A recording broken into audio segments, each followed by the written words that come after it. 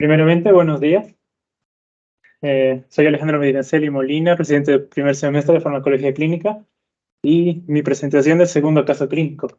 Bueno, iniciamos septiembre, así que esperemos que vaya bien. Bueno, en cuanto a contenidos, vamos a tocar 3 puntos principales en cómo se parte de la presentación.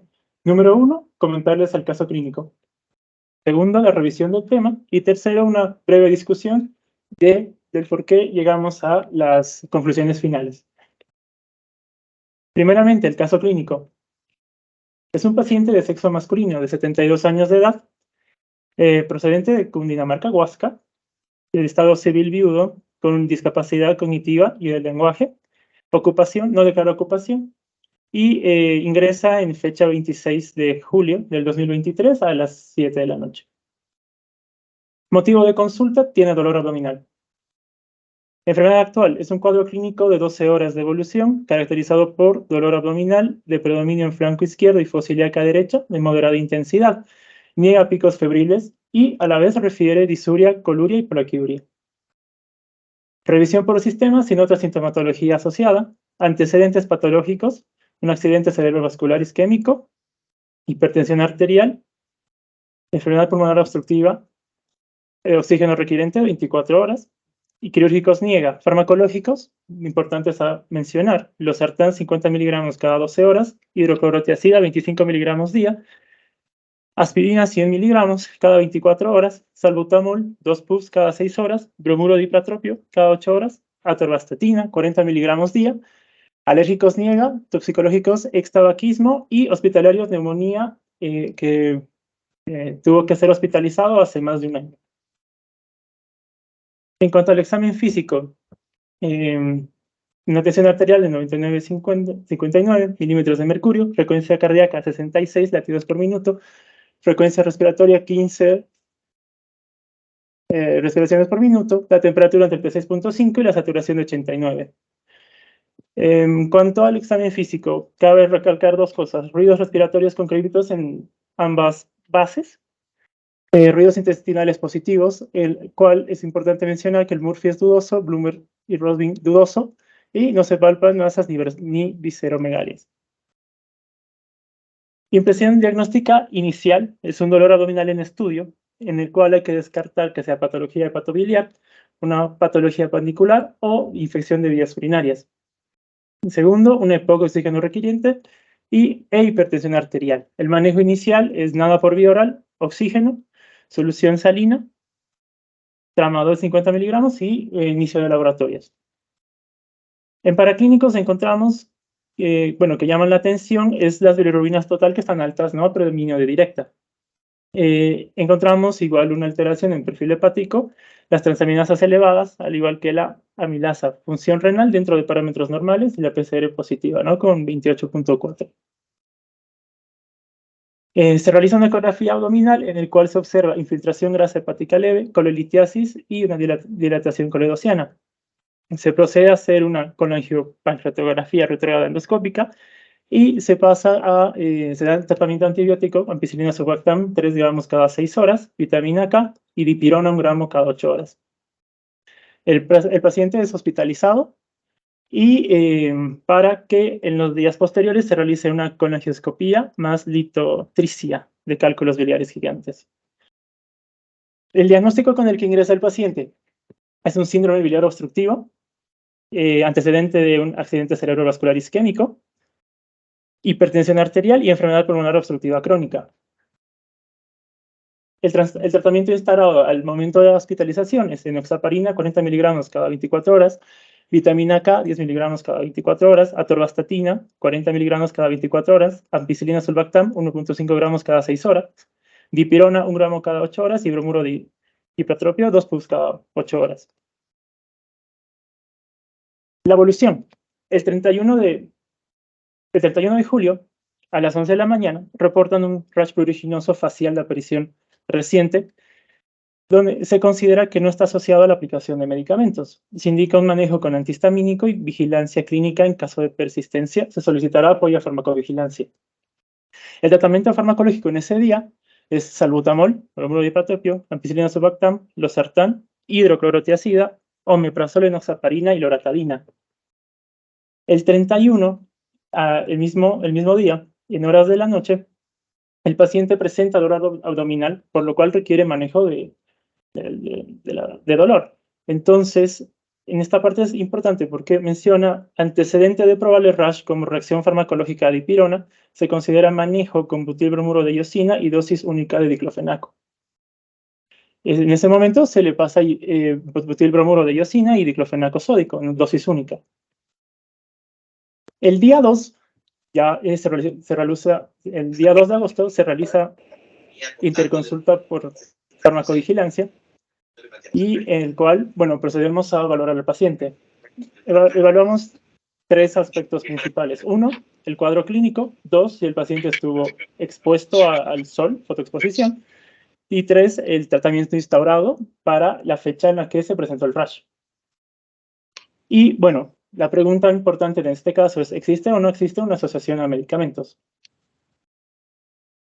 La revisión del tema es fotosensibilidad inducida por fármacos.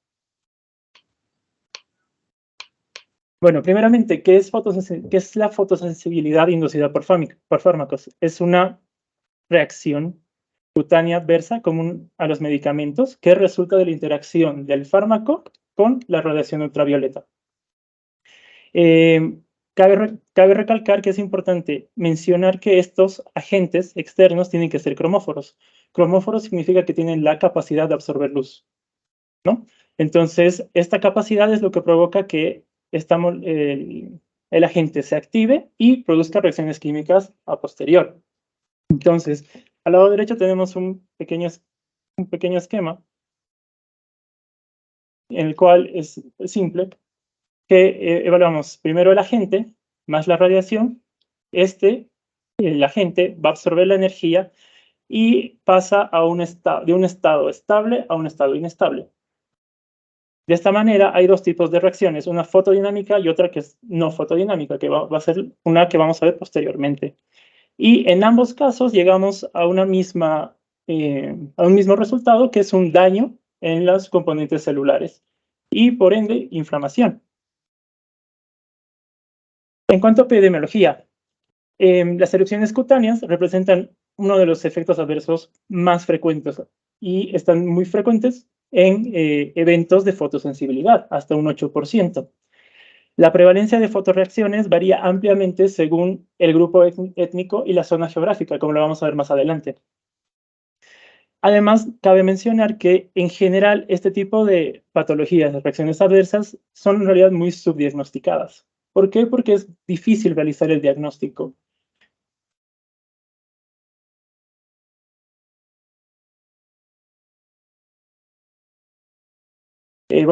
Primero, para hablar de las reacciones de fotosensibilidad, es importante mencionar piel.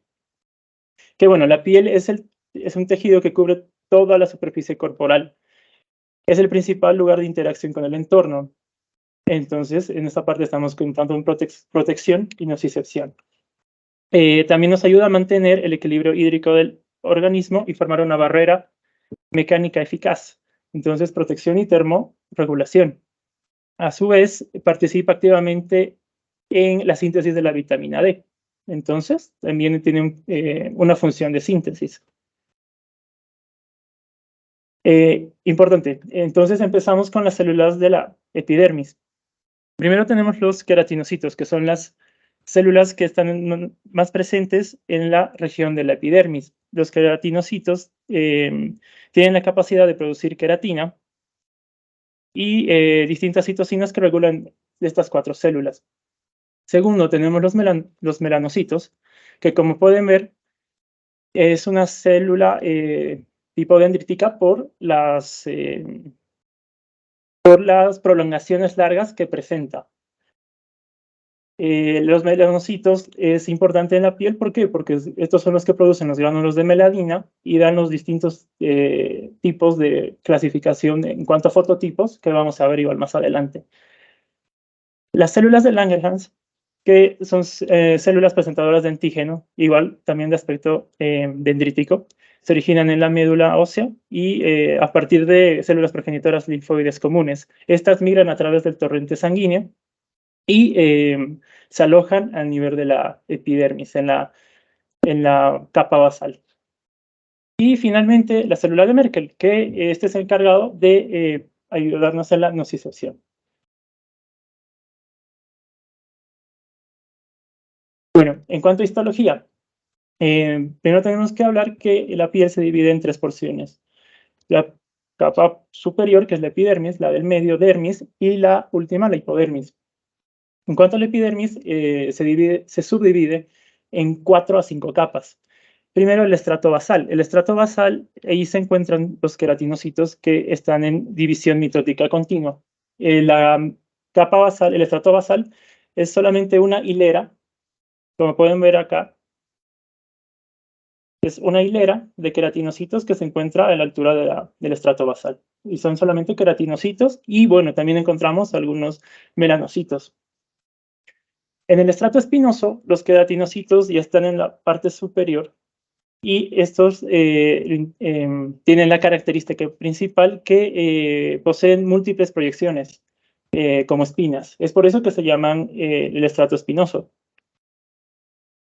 Más arriba, en el estrato granuloso, como pueden ver acá, ya son queratinocitos mucho más grandes que van aumentando de tamaño. Y para finalmente pasar al estrato córneo. El estrato córneo se puede subdividir en 2 porciones, el estrato córneo y el estrato lúcido. La diferencia es ¿cuál? El estrato córneo se ve solamente en personas con piel delgada, mientras que en personas con piel gruesa podemos observar tanto el estrato córneo y el estrato lúcido. El estrato córneo y el estrato lúcido tienen como característica que los queratinocitos ya perdieron el núcleo, ¿no? Entonces, y están llenos de queratina. En cuanto a la parte de la dermis se divide en 2 porciones, dermis papilar y dermis reticular. La principal diferencia entre ambos es la cantidad de tejido conectivo, del tejido conectivo laxo. Entonces, por ejemplo, en esta región de acá, hablamos de la dermis papilar y en la porción inferior ya hablamos de una dermis reticular. La hipodermis, que está está más abajo, es simplemente tejido adiposo panicular, ¿no? Entonces, esas son las 3 capas de la piel, desde un punto de vista histológico. Bueno, ahora hablando de la melanina. La melanina es importante porque es el tipo de célula a nivel de la epidermis que produce los melanosomas. Los melanosomas son transferidos a los queratinocitos vecinos y, como pueden ver en esta gráfica, van migrando de acuerdo a la migración de los queratinocitos, ¿no? Entonces pasamos de la capa basal hasta la capa superior. Entonces, es muy importante mencionar que los queratinocitos llevan el pigmento dentro de ellas hasta la superficie y esto es lo que permite que la melanina sea el principal factor de protección contra los efectos de la radiación ultravioleta.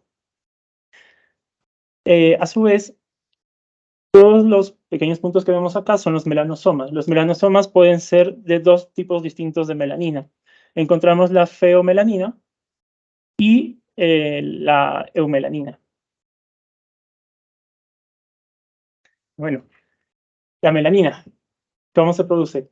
La melanina, se encuentra en el interior de los melanosomas y esta se sintetiza a partir de la tirosina. Tiene una sucesión de oxidaciones mediadas por la tirosinasa. Y tienen tiene 2 subproductos distintos. Uno por parte del intermediario indol, que nos va a dar las eumelaninas, y cistenil-dopa, que nos da la feomelanina. La eumelanina es aquella que da coloración de tipo pardo, negro, y contienen azufre y proporcionan las coloraciones oscuras. Mientras que la feomelanina son pigmentos amarillos o rojo parduzcos que integran mayor proporción de azufre y son responsables de este tipo de coloración. Entonces, hablando específicamente de cada una, la eumelanina asegura una mejor protección por su mayor capacidad de absorción de rayos ultravioletas. Actúa como un factor protector y además que es un tampón fisiológico que tiene la capacidad tanto de, tiene capacidades reductoras como oxidantes y neutraliza los radicales libres. Mientras que la feomelanina, tras la absorción de la luz ultravioleta, pasa a estar en un estado excitado, como mencioné al principio con los agentes exógenos. Entonces, debido a esta inestabilidad de la eumelanina, también y por transferencia de energía o de electrones, da proceso a la cascada que se llama ROS, que son las especies reactivas de oxígeno. En cuanto a la clasificación de fototipos, como les venía comentando, la eumelanina se presenta en mucho mayor porcentaje en fototipos de tipo 6, tipo 5 y tipo 4. Entonces, el porcentaje de eumelanina de la protectora se presenta más en el 4, 5, 6, mientras que la feomelanina está presente en la tipo 1, tipo 2 y tipo 3 en mucho mayor porcentaje. Entonces, cuando evaluamos fototipos, tenemos que saber que tanto en los fototipos 1 y 2, la feomelanina está en porcentajes muy altos, que van entre el 90 hasta el 70%. Por el otro lado, cuando evaluamos un fototipo 5 o 6, sabemos que está presente la eumelanina entre un 70 y un 90%. Entonces, esta es la clasificación de Fitzpatrick, ¿no? Que nos divide en 6 fototipos, y de acuerdo al tipo de piel que uno tiene, se dan distintas recomendaciones de protección solar, ¿no? Entonces, eso igual va a ser más importante cuando avancemos para valorarlo. Es importante mencionar los diferentes tipos de lesiones primarias y secundarias. Voy a enfocarme en estas 4 primarias. Primero, la mácula es una pequeña lesión plana con alteración de color, que en este caso es menor de 1 centímetro. La mácula grande, entonces ya estamos usando el término mácula, que es mayor a 1 centímetro, se utiliza para describir ya un parche. La pápula es una lesión elevada, muy bien delimitada, de menor de 1 centímetro, mientras que la placa es una pápula grande, entonces mayor de 1 centímetro. En cuanto a lesiones secundarias, quiero hacer énfasis en la escama, que es una placa fina y pequeña de epitelio córneo. ¿Ok? Ahora, ya sabemos, ya tenemos una idea clara de qué sucede en la piel. Entonces ahora es importante hablar de la luz, de los rayos ultravioletas. Entonces, hablemos del espectro electromagnético de la luz. Cabe mencionar que la radiación electromagnética emitida por el Sol incluye 3 componentes. Uno, la luz ultravioleta, como ven acá, que la luz ultravioleta se subdivide en una luz ultravioleta tipo C, tipo B y tipo A. Tenemos la luz visible y finalmente los rayos infrarrojos. Se ha descubierto que la luz, estos componentes están en distinto porcentaje. El 6.8% de la luz solar es tipo ultravioleta, el 38.9% es luz visible y el 54.3% son rayos infrarrojos. En cuanto a la luz ultravioleta, que hay que ahondar en esa parte, se subdivide en 3 regiones. La C, que corresponde de 180 a 280. La B de 280 a 320 y la A de 320 a 380. De aquí nos interesan 2 tipos en específico, la ultravioleta tipo B y la ultravioleta tipo A, porque la ultravioleta tipo C se queda a nivel de la capa de ozono.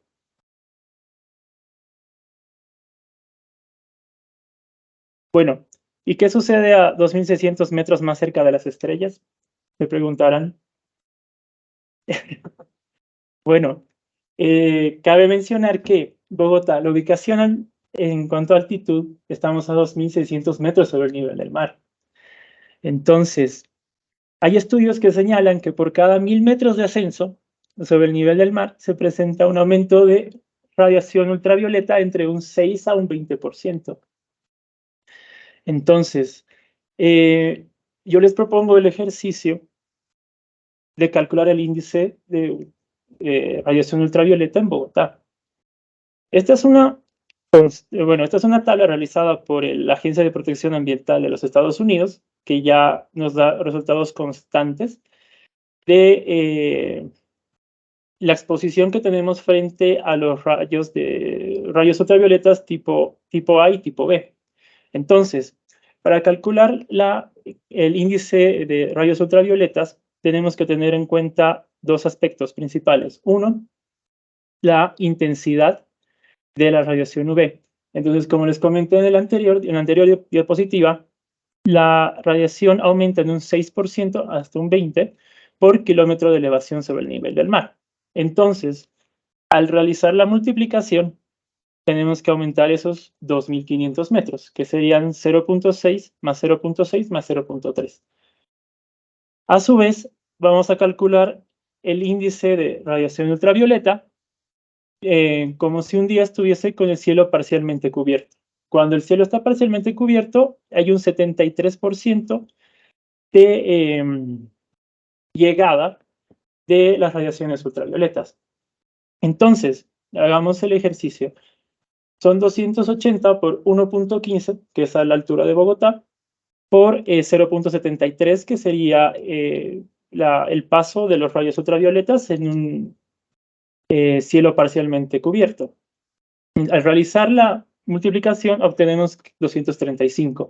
Este 235 se divide entre 25 y se redondea al número más cercano. En este caso nos da 9.4. Eso quiere decir que estamos en una región, según los niveles de índice de rayos ultravioleta, estamos en una región con muy alta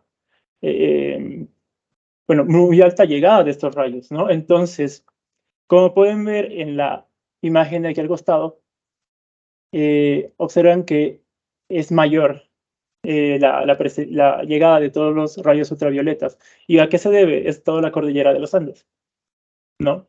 Entonces, como dato extra, yo de La Paz, 3.600 metros sobre el nivel del mar, normalmente estaba entre alto y muy, muy alto. Entonces, la verdad es que aquí me quemo menos. Bueno, continuando, no solamente tenemos que preocuparnos sobre la radiación solar, también existe un espectro electromagnético en fuentes artificiales.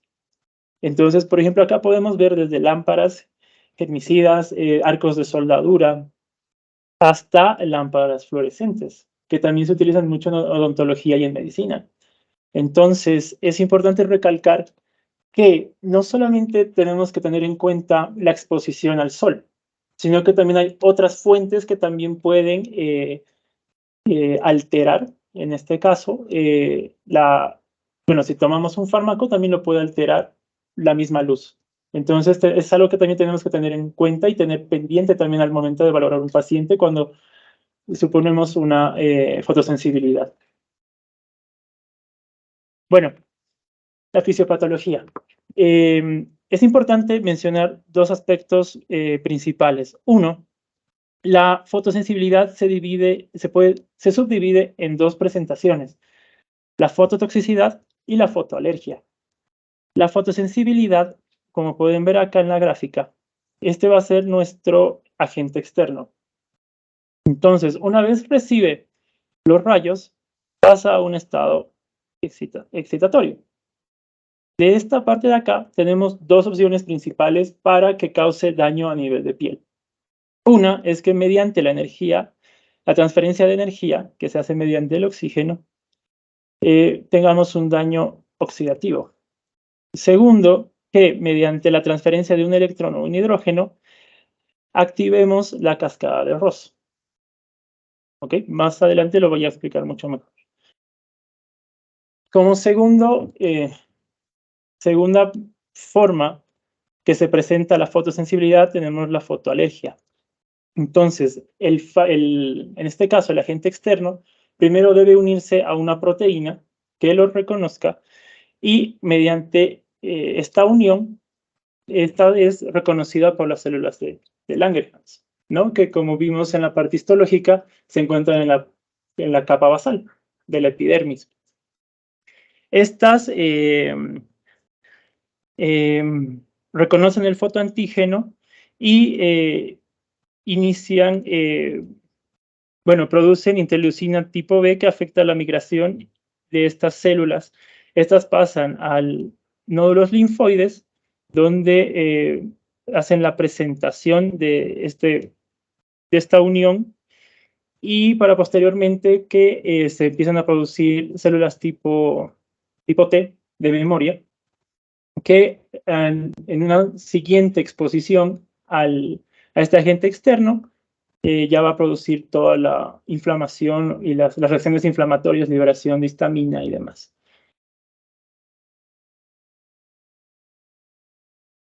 Patogénesis.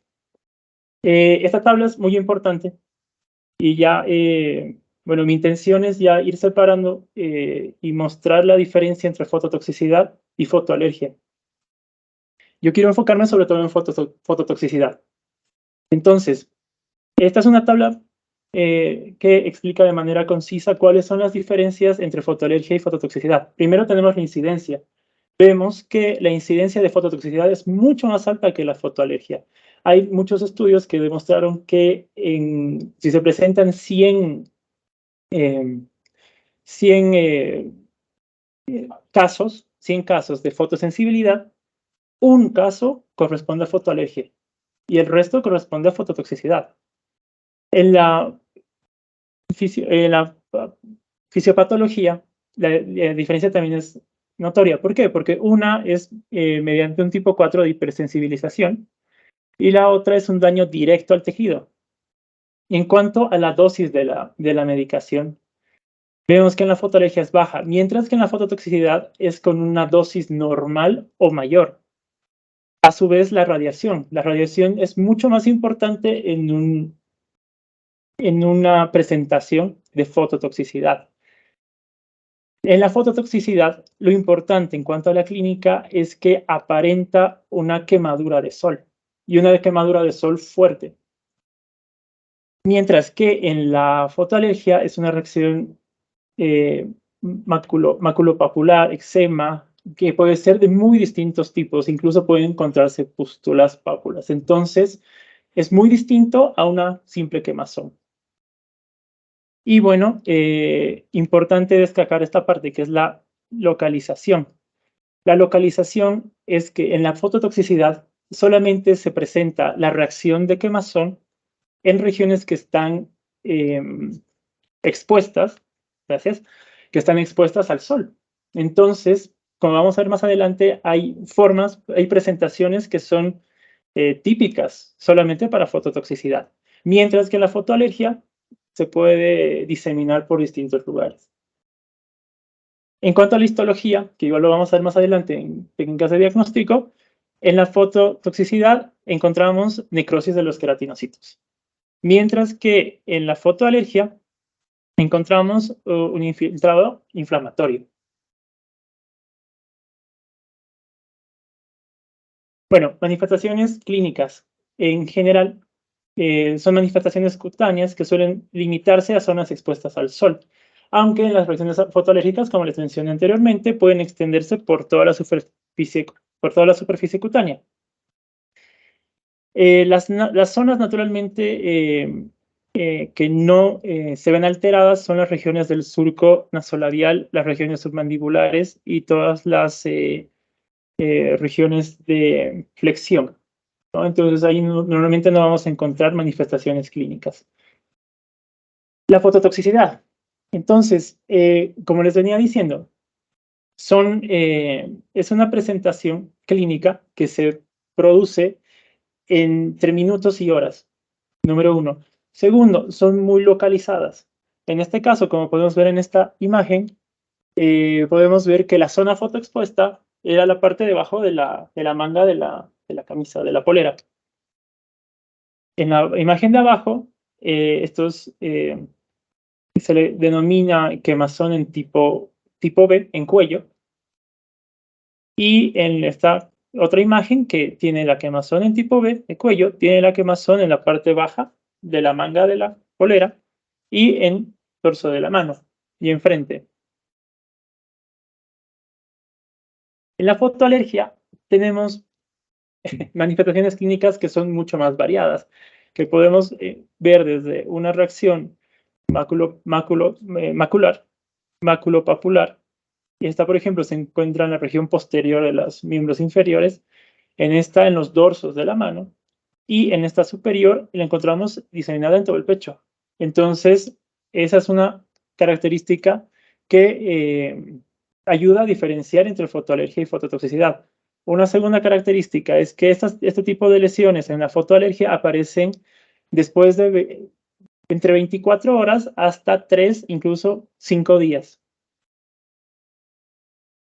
El diagnóstico. El diagnóstico principalmente es conocer bien la historia clínica, conocer bien las manifestaciones clínicas y todo que vaya de la mano con la cronología y la temporalidad de la administración de los fármacos.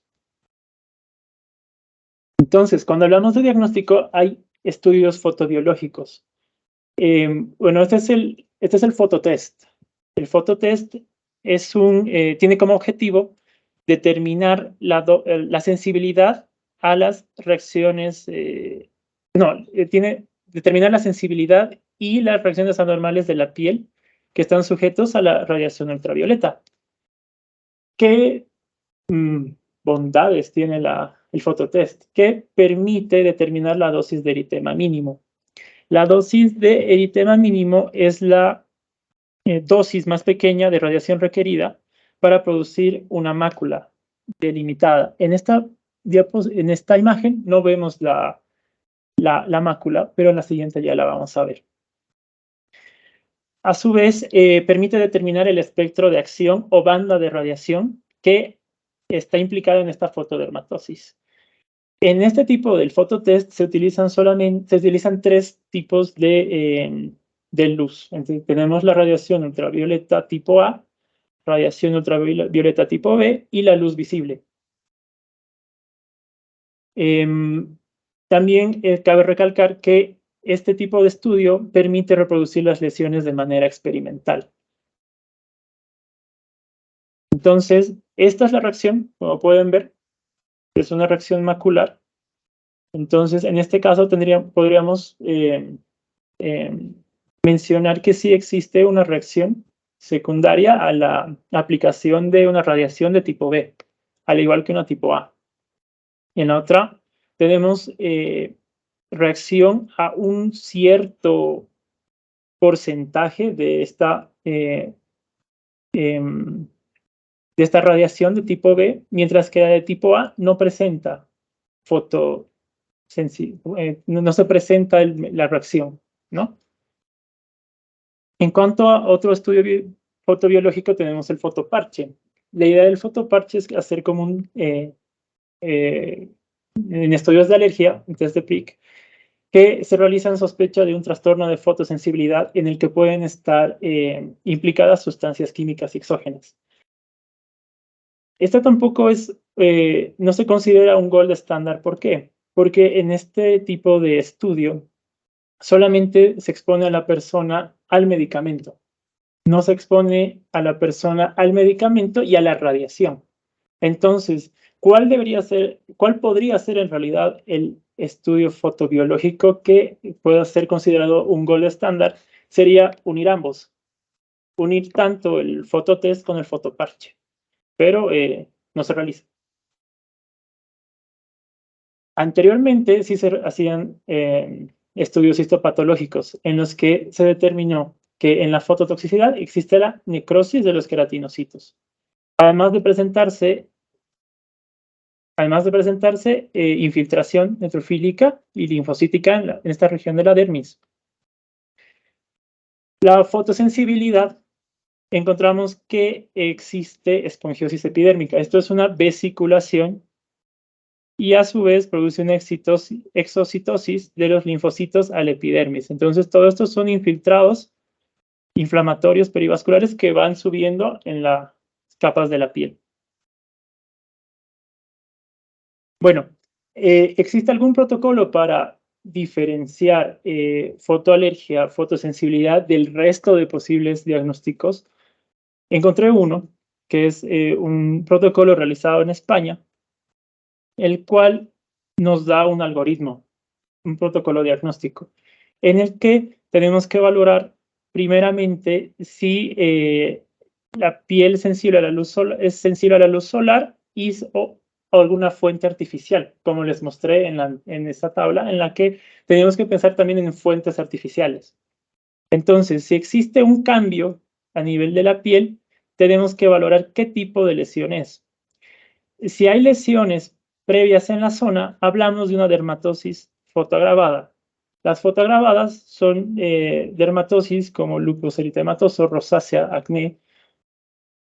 Y si no encontramos lesiones previas a la evaluación, podemos hablar de dermatosis idiopáticas o inducidas por agentes tóxicos. De aquí nos hacemos dos preguntas principales. Una que es, ¿aparece tras varias exposiciones? Si la respuesta es sí, ya vamos con los tipos de fotodermatosis idiopáticas, entre las cuales podemos encontrar la erupción polimorfa lumínica, la hidrovacciniforme, que se presenta sobre todo en niños, la dermatitis crónica actínica y el prurito actínico. En caso de que la pregunta sea negativa, pasamos al otro lado. La pregunta principal es, ¿ha tomado o aplicado alguna sustancia exógena? Si la respuesta es sí, ahí ya podemos empezar a pensar en una fotoalergia o una fototoxicidad. Tenemos que diferenciar entre una quemadura, que como les dije es la manifestación clínica principal en la fototoxicidad. También este algoritmo utiliza la dosis eritematosa mínima, que como les mencioné en los estudios de fototest, los obtenemos. Cuando esta es baja, hablamos de una fototoxicidad. Mientras que cuando la dosis eritematosa mínima es alta, hablamos de una fotoalergia. Además de que va muy relacionado con la clínica, las lesiones eczematosas, ¿no? Bueno, en cuanto al tratamiento, el principal pilar es suspender el fármaco causante. Es lo principal. Segundo, son medidas fotoprotectoras complementarias. Estos se refieren a el uso de, por ejemplo, poleras manga larga, utilizar lentes, utilizar bloqueador.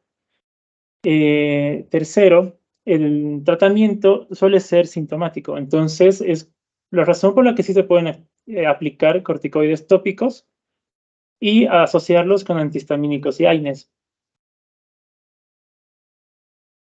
Bueno, ahora quiero hablarles de las características propias del fármaco. ¿Qué características deben tener para pensar que puede producir una fotosensibilidad? Número 1, que tenga la capacidad de absorber la radiación, que sea cromóforo. Número 2, el peso molecular, que esté entre 300 y 500 daltons. Tercero, que tengan la capacidad de absorber un rango delimitado de la radiación, ya sea luz visible, radiación ultravioleta tipo A o tipo B. Y un cuarto acápite, que si es dosis dependiente o exposición dependiente. Esto también para diferenciar entre una posible reacción de fototoxicidad o una posible reacción de fotoalergia. Entonces, en cuanto a estudios, este es el estudio principal en el que me basé, que es la fotosensibilidad inducida por medicamentos, ¿no? Entonces, pasamos a los fármacos que están implicados. Podemos ver que encontramos desde cardiovasculares, antiinflamatorios, antineoplásicos, antiinfecciosos, nerviosos, de metabolismo y otros. Cabe recalcar que en la cardiovascular tenemos uno en especial que es la miodarona, que es el principal causante de reacciones de fotosensibilidad. También en el grupo de cardiovascular encontramos a la hidroclorotiazida, que se encuentra es el tercer fármaco más relacionado con el diagnóstico de fotosensibilidad. Cuando hablamos de antiinfecciosos, los principales fármacos son las fluoroquinolonas. Y en metabólicos tenemos uno que es la atorvastatina y los fibratos. Entonces, como les venía diciendo, cardiovascular, la hidroclorotiazida. La encierro en rojo, ¿por qué? Porque el paciente la tenía. También tenemos el losartán, que el paciente venía con un antecedente farmacológico de consumir el losartán. Y el principal causante, la amiodarona. Antiinflamatorios, el principal es el naproxeno junto con el ketoprofeno. Ellos se encuentran son la segunda causa principal de fotosensibilidad. Y en los metabólicos, la atorvastatina y el fenofibrato. Aquí cabe mencionar que la atorvastatina por sí sola no existen reportes que muestren que la atorvastatina pueda producir fotosensibilidad de manera sola, sino que tiene que ser siempre asociada con los fibratos. Entonces, pasamos a la tercera parte del caso clínico. ¿Qué sucedió con el paciente? Recordando que nos realiza la interconsulta por farmacovigilancia el 2 de agosto, el cual menciona un cuadro agudo de horas de instauración por presentar rash maculopapular en cara. Al momento de la evaluación, observamos lesiones maculares limitadas a la región facial y la zona B del cuello, sin generalización del mismo y ausencia de síntomas como el prurito. Fotoexposición, eso debo detallarlo. El paciente se encontraba en el piso 2, justo al lado de la ventana. Entonces, sí tenía fotoexposición. Aquí les doy un dato extra. Bueno, por lo que vamos por la charla, ya podemos entender que hasta acá nos llegan los rayos ultravioletas tipo A y tipo B. El vidrio nos protege de los tipo B, pero a pesar de que existe esta protección, los rayos de tipo ultravioleta A y la luz visible atraviesan el vidrio. Entonces, a pesar de que estemos detrás de un vidrio, igual estamos fotoexpuestos a los rayos ultravioletas tipo A.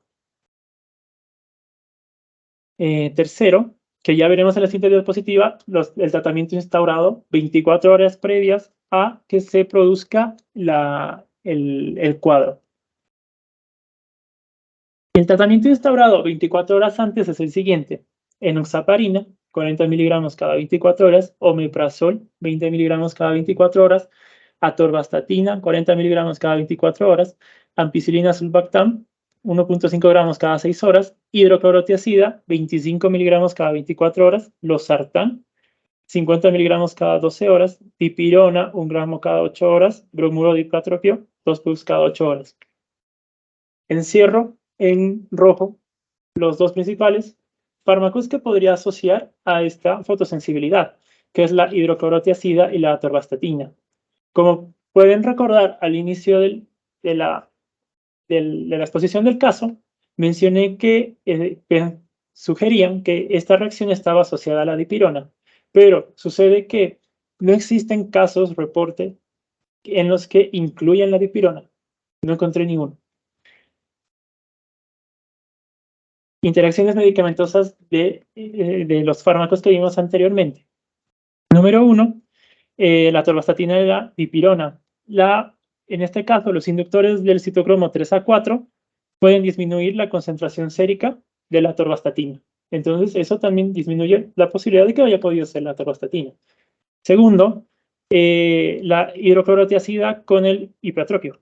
Los agentes anticolinérgicos pueden aumentar la concentración sérica de los diuréticos, en este caso los tiazídicos, a través de una ralentización de la motilidad gastrointestinal. Sí existe una cierta relación entre estos dos medicamentos. Bueno, entonces ahora hablando de la hidroclorotiazida, quiero enfocarme en en realidad en tres cosas principales. Uno, el peso molecular. El peso molecular es de 297 daltons, que por lo que vimos en propiedades de los fármacos tiene que estar entre 300 a 500. Entonces, lo cumple. Segundo, la temporalidad. Es un paciente que recibe tratamiento con hidroclorotiazida hace más de 2 años.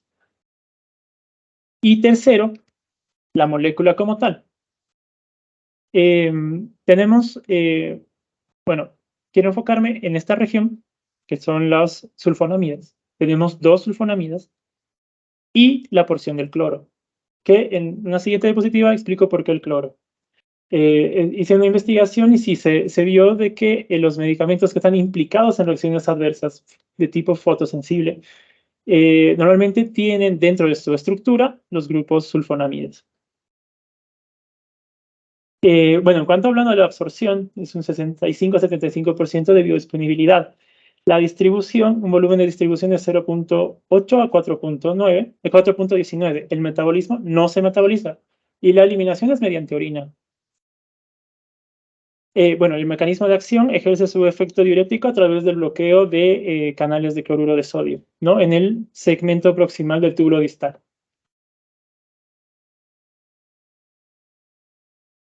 Bueno, ¿qué dice la literatura sobre la hidroclorotiazida? Este es un estudio realizado en el que se observó que las tiazidas tienen el potencial fototóxico y el factor desencadenante para que lo produzca es la radiación tipo A, ¿no?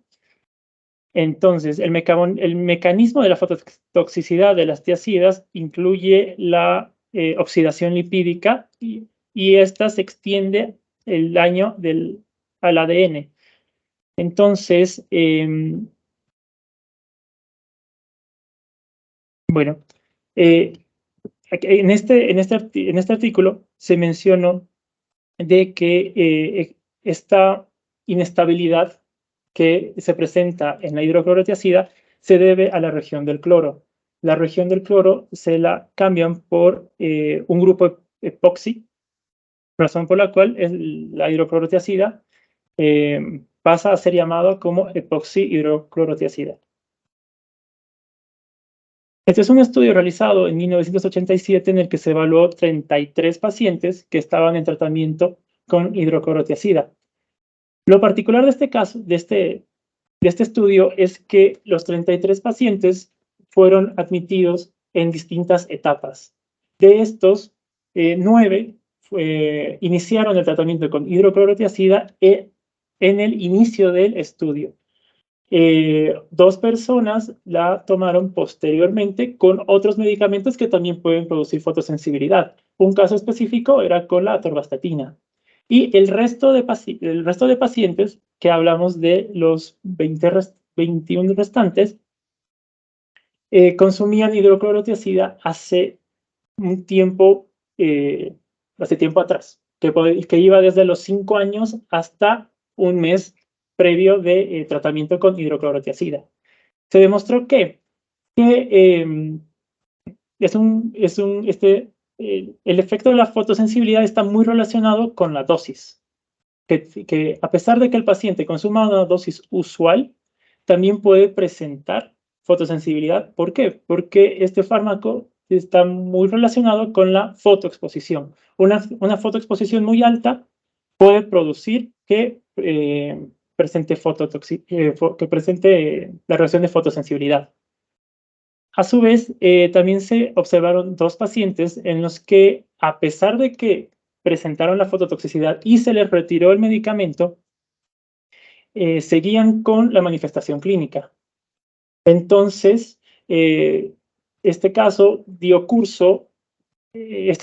curso a que se valore la posible relación entre el cáncer de piel relacionado a la hidroclorotiazida.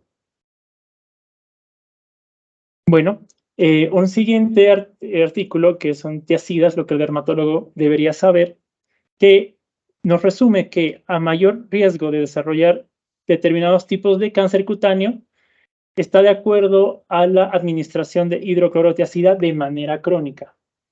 Menciona que debe tener una dosis de 50.000. Entonces, calculándolo, era una dosis de 25 miligramos, no, perdón, de 12.5 miligramos por 11 años. Entonces, son tratamientos muy prolongados. Fotosensibilidad debido a las tiazidas. Este es un estudio en el cual se revisó los casos de fotosensibilidad desde diciembre de 2011 hasta diciembre de 2011, en lo que se encontraron 62 casos, de los cuales 33 eran mujeres y 29 eran varones. En esta se observó que las manifestaciones clínicas más importantes son las lesiones eczematosas fotodistribuidas. Bueno, ahora aplicando al paciente el algoritmo de Naranjo con la hidroclorotiazida, obtuve un puntaje de 2. ¿Por qué? Porque ¿existe evidencia previa concluyente sobre esta reacción? Sí, hay más de 60 casos tipo reporte en la que asocian la fotosensibilidad a la hidroclorotiazida. En la pregunta 10, ¿se ha confirmado la reacción adversa mediante algunas evidencias objetivas? Sí, pudimos valorar al paciente y sí se observó que la manifestación clínica tenía forma de una quemazón por sol. Entonces, al hacer el algoritmo de Naranjo con la hidroclorotiazida, tenemos que existe una posible asociación.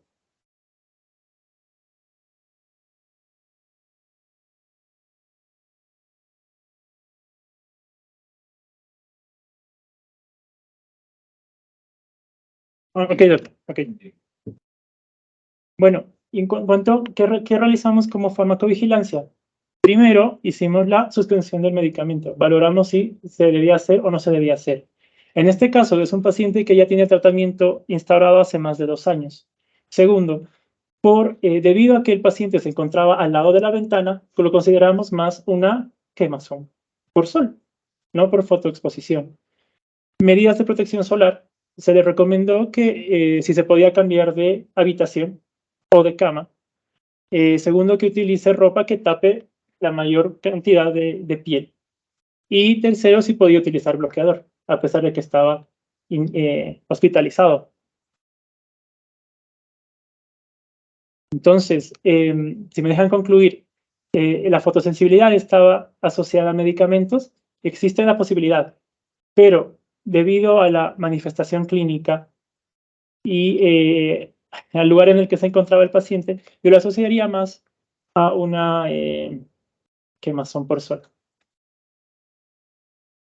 Bueno, mensajes que podemos llevar a casa. Uno, que hay una cantidad muy amplia de medicamentos que pueden causar reacciones fototóxicas o fotoalérgicas. Son más, la estadística dice que son incluso más de 400, entonces conocerlos todos es complicado. Los principales, amiodarona, hidroclorotiazida y las fluoroquinolonas. Siempre evaluar temporalidad. Evaluar que el fármaco que se haya dado vaya de acuerdo a la reacción, ¿no? Entonces, 24 horas previas. Tercero, el tratamiento clave es la suspensión del fármaco que se hace y asociarlo con las medidas de fotoprotección.